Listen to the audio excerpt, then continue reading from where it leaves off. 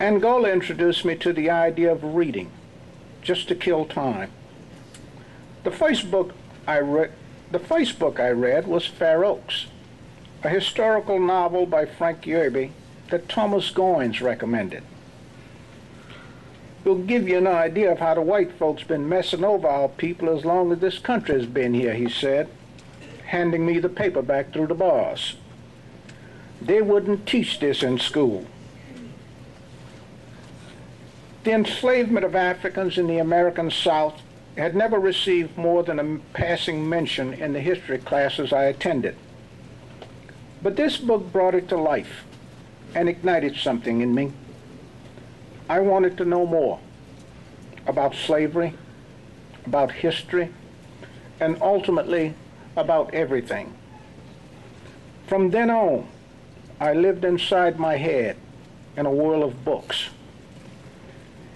It helped me survive the maddening monotony and boredom of the cell.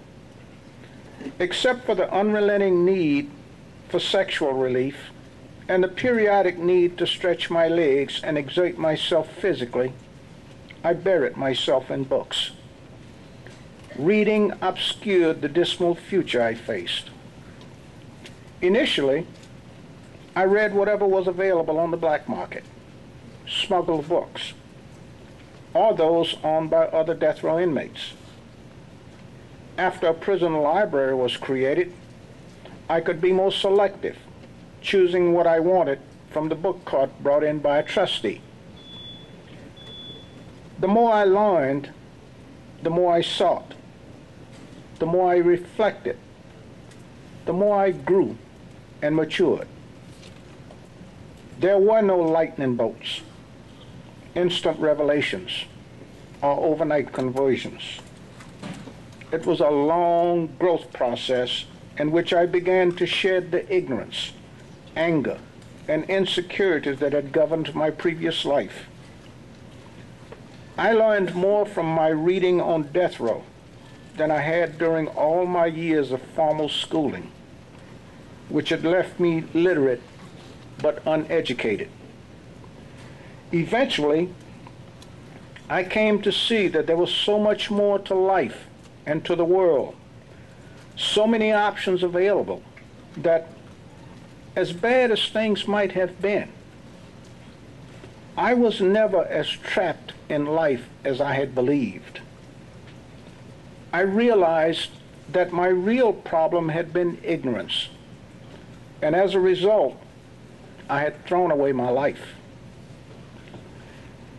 Reading ultimately allowed me to feel empathy, to emerge from my cocoon of self-centeredness and appreciate the humanness of others, to see that they too have dreams, aspirations, frustrations, and pain. It enabled me finally to appreciate the enormity of what I'd done, the depth of the damage I'd caused others. I came to understand that the problems that overwhelmed my teenage mind could have been sorted out, but instead led to a spur-of-the-moment decision that had devastating, permanent consequences. That I did not mean to kill Julia Ferguson did not change the fact that she had died because of what I did. Her family and friends lost someone they loved in a violent manner that would pain them the rest of their days. My own family also lost someone they loved and would find it much harder to live their lives in peace. My father fled to California, and my brother Raymond joined the Army. But the rest of my family, their options limited by poverty, remained behind to face the repercussions of my rash act. It was a fearful time for my mother, her existence marred by obscene phone calls and white youths drinking, firing guns, and yelling obscenities in front of her home.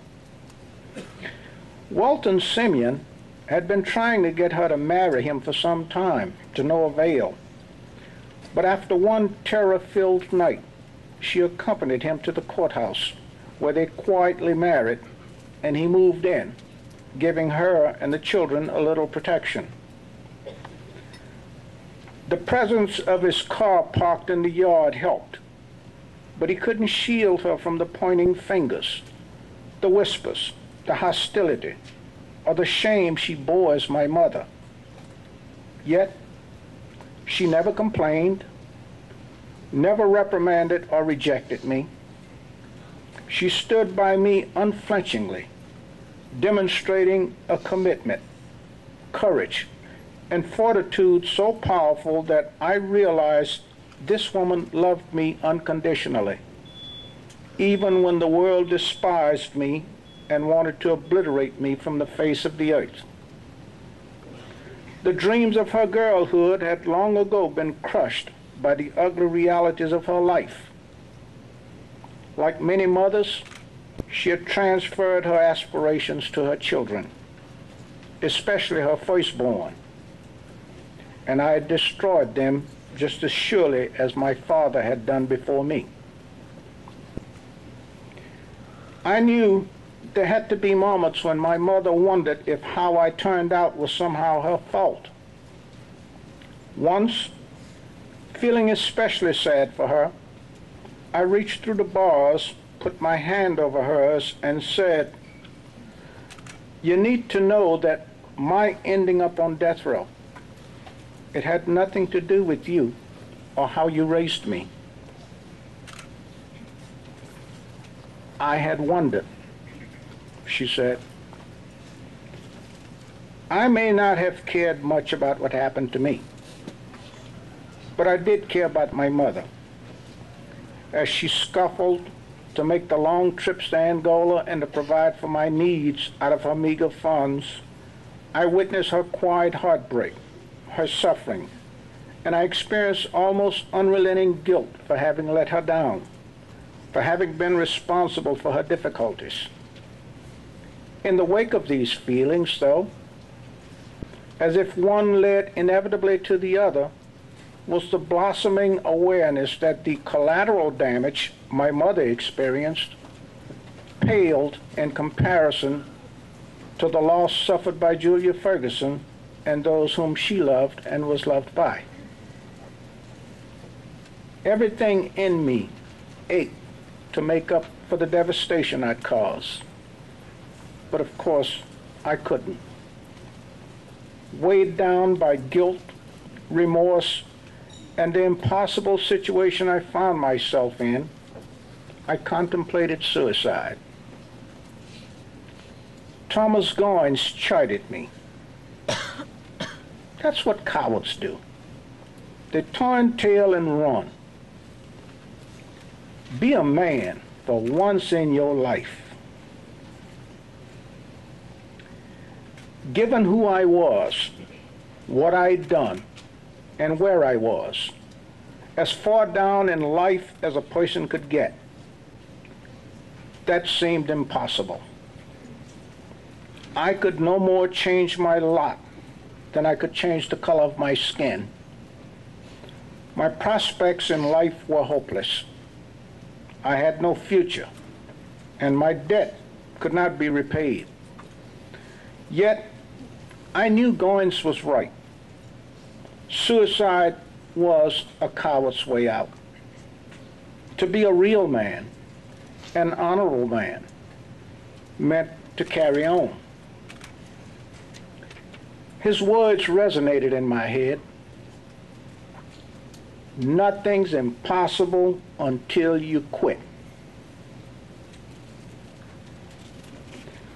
I'd read stories of men, Malcolm X, Otto von Bismarck, Mahatma Gandhi, the nameless English convicts exiled to Australia, who rose from ashes, faced great challenges, impossible odds, and won. Scoundrels who had been as empty and worthless as I, who had gone on to recreate their lives, redeem themselves, and become respected by their fellow human beings for their good works. Maybe I, too could be resurrected.